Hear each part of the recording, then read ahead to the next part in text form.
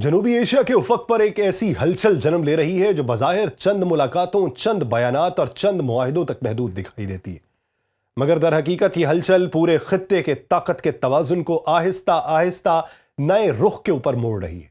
तारीख के बोझ तले दबे रिश्ते एक बार फिर हरकत में आ रहे हैं। पुराने जख्मों पर खामोशी से नई सियासत की पट्टियां बांधी जा रही हैं और वो मुल्क जिसे बरसों तक एक मखसूस दायरे में कैद समझा गया, अब अपनी समत खुद मुतय्यन करने के इशारे दे रहा है। अब यहां पे सोचने की बात यह नहीं कि पाकिस्तान और बांग्लादेश के दरमियान क्या तय होने जा रहा है। सोचने की बात यह है कि इस बदलती बिसात में किसकी गिरफ्त ढीली पड़ रही है और किसकी खामोश चाल आने वाले दिनों में पूरे खित्ते को चौंका देने वाली है। आप सब पर सलामती हो, मैं यासिर रशीद हूं और आप देख रहे हैं सुनो न्यूज। नाज़रीन, इस्लामाबाद में पाकिस्तान और बांग्लादेश के एयरफोर्स चीफ्स की मुलाकात हुई, जो बज़ाहिर एक तकनीकी बातचीत लगती है, मगर उसके अंदर जो पैगाम छुपा था वो बहुत गहरा था। JF-17 थंडर की फरोख्त पर मुमकिना मुआहिदा दरअसल पाकिस्तान की उस नई हिकमत अमली का ऐलान है जिसमें वो खुद को एक इलाकाई नहीं बल्कि उभरता हुआ आलमी दिफाई सप्लायर बनाना चाहता है।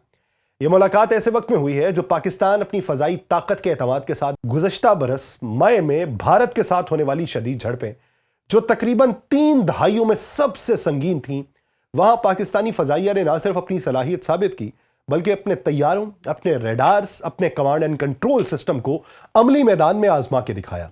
यही वो लम्हा था जिसके बाद पाकिस्तान ने महसूस किया कि अब उसके पास कहने को नहीं, दिखाने को बहुत कुछ है। JF-17 थंडर उसी एतमाद की अलामत है। यह महज एक लड़ाका तैयारा नहीं बल्कि एक मुकम्मल तस्वुर है। चीन के साथ मुश्तरका तौर पर तैयार किया गया यह तैयारा पाकिस्तान के लिए खुद इन्हिसारी, टेक्नोलॉजी की मुंतकली और कम लागत मगर मुअस्सर जंगी सलाहियत का इस्तारा बन चुका है।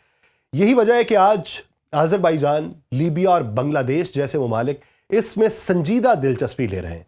बांग्लादेश के लिए मामला भी सादा नहीं है। अगस्त 2024 में जब बड़े अवामी एहतजाज के नतीजे में शेख हसीना वाजिद को इक़्तिदार छोड़ के भारत जाना पड़ा, तो ढाका और नई दिल्ली के ताल्लुकात में एक वाज़ेह सर्दमोहरी आई। वो बांग्लादेश जो बरसों तक अपनी सिक्योरिटी पॉलिसी में भारत को मरकजी हैसियत देता रहा, अचानक मुतबादिल रास्ते तलाश करने लगा। यही वो खला था जहां पाकिस्तान ने खामोशी मगर हिकमत के साथ कदम रखा। बराह रास्त तजारत की बहाली हुई, अस्करी वफूद के तबादले हुए और अब फजाई ताउन।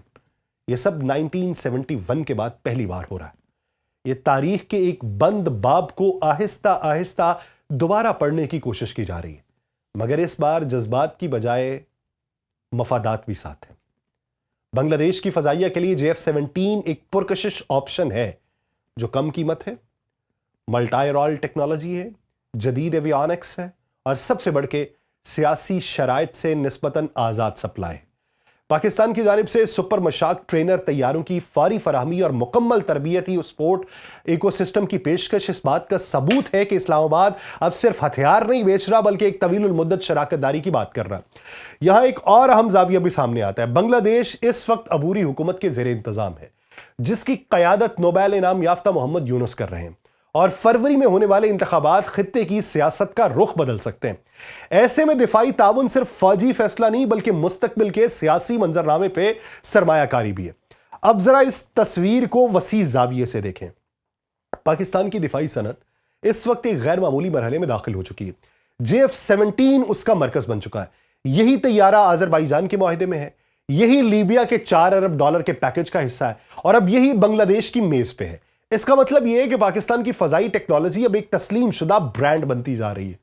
यही वो पस मंजर है जिसमें वजीर दिफा ख्वाजा आसिफ ने बयान दिया, जो बज़ाहिर जरूरतमंदाना भी लगता है, लेकिन उसके पीछे एक एतमाद है। उन्होंने ये कहा कि अगर यही रफ्तार रही तो पाकिस्तान को IMF की जरूरत नहीं पड़ेगी। बहुत सारे लोगों ने इसको ठट्ठाबाजी के अंदर भी लिया, सियासी नारा समझा, लेकिन ज़र मुबादला, रोजगार, टेक्नोलॉजी और सिफारती असर, ये सब एक ही जिंजीर के कड़े हैं। इस कहानी का एक हसास पहलू है, JF-17 जो है ये चीन के साथ मुश्तरका मंसूबा है। इसका मतलब क्या है कि हर मुआहिदा वॉशिंगटन, टोक्यो और नई दिल्ली में गौर से देखा जा रहा है। जापान की जानिब से चीन की डुअल यूज एक्सपोर्ट्स पर तनकीद इसी बड़े मुकाबले की झलक है। दुनिया इस वक्त सिर्फ हथियार नहीं खरीद रही, वो ब्लॉक्स भी चुन रही है।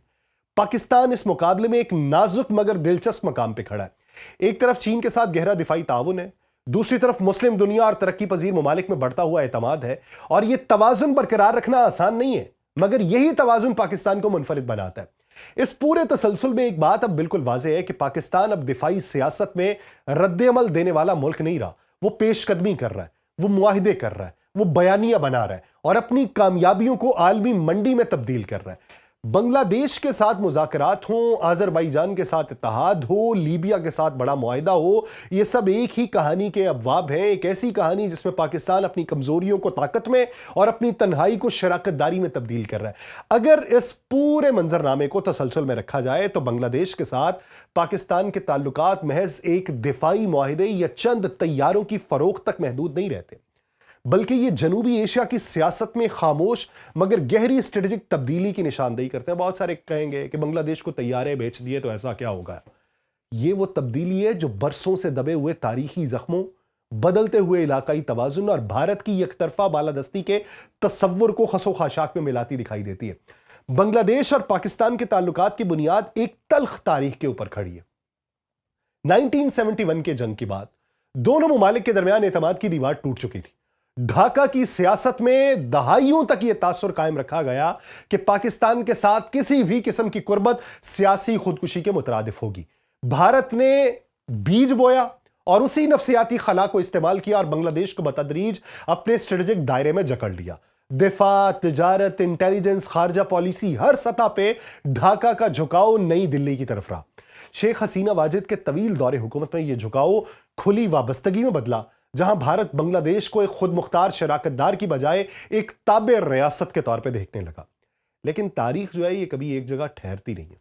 اگست 2024 کے عوامی احتجاج نے صرف ایک حکومت کا تختہ نہیں الٹا بلکہ بھارت کے پورے علاقائی بیانیے کو ہلا کے رکھ دیا.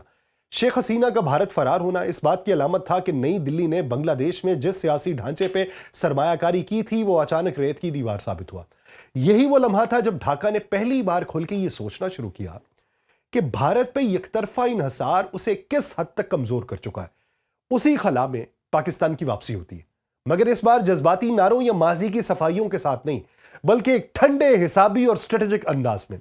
براہ راست تجارت کی بحالی کی باتیں، عسکری وفود کے تبادلے اور پھر فضائیہ کے سربراہان کی ملاقاتیں، یہ سب الگ الگ واقعات نہیں ہیں، یہ سب ایک تسلسل تھا. اور اس تسلسل زدہ زنجیر کا مرکز اعتماد کی بتدریج بحالی اور مشترکہ مفادات کا ادراک ہے. پاک بنگلہ دفاعی تعاون، خاص طور پہ JF-17 تھنڈر جیسے لڑاکا طیاروں کی پیشکش، یہ تجارتی سودا نہیں، یہ بنگلہ دیش کے لیے ایک واضح پیغام ہے کہ وہ اب دفاعی میدان میں بھارت کی مرضی کا محتاج نہیں رہا.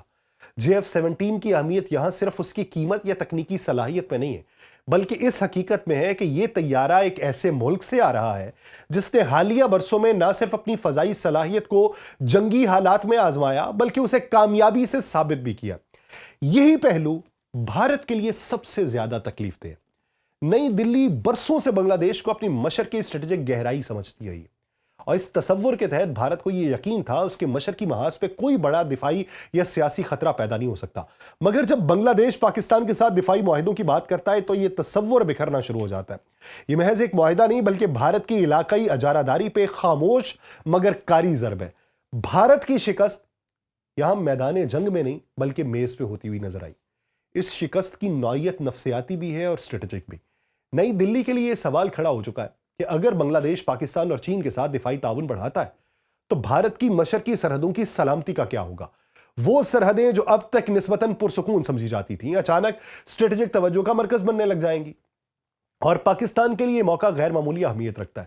ایک طرف یہ پاکستان کی دفاعی صنعت کے لیے نئی منڈیوں کے دروازے کھول رہا ہے تو اس کے ساتھ ساتھ یہ اسے جنوبی ایشیا میں ایک ذمہ دار اور قابل اعتماد دفاعی شراکت دار کے طور پہ پیش کر رہا ہے. JF-17 کی ممکنہ فروخت، سپر مشاق تربیتی طیاروں کی تیزتر فراہمی اور مکمل تربیتی و تکنیکی معاونت، یہ سب پاکستان کے اس بیانیے کو مضبوط کرتے ہیں کہ وہ ہتھیار بیچنے کے ساتھ ساتھ مکمل دفاعی نظام بھی فراہم کر رہا ہے اور اس کے اثرات پاکستان کی طاقت پر بھی مرتب ہوتے ہیں. دفاعی برآمدات زر مبادلہ کا مستقل ذریعہ بنتی ہیں جو معیشت پہ دباؤ کم کرنے میں مدد دیتی ہیں. اس سے پاکستان کو عالمی مالیاتی اداروں پہ انحصار کم کرنے کا موقع ملتا ہے. ساتھ ہی ساتھ ڈیفنس انڈسٹری کی ریسرچ، اس کے روزگار اور ٹیکنالوجی کے منتقلی کے نئے دروازے کھلتے ہیں اور یہ سب مل کے پاکستان کی مجموعی قومی طاقت کو مضبوط بناتے ہیں. علاقائی سطح کے اوپر دیکھا جائے تو پاک بنگلہ قربت چین کے لیے بھی ایک فطری توسیع ہے کیونکہ JF-17 ایک مشترکہ منصوبہ ہے. यूं जनूबी एशिया में एक नया सह फरीकी तवाजुन उभरता दिखाई देता है जो भारत के यकतरफा असर और रसूख को महदूद करता है। यही वो नुक्ता है जहां नई दिल्ली की बेचैनी बढ़ती है, क्योंकि उसे पहली बार यह एहसास हो रहा है कि उसके पड़ोस में फैसले अब उसकी मर्जी से नहीं हो रहे।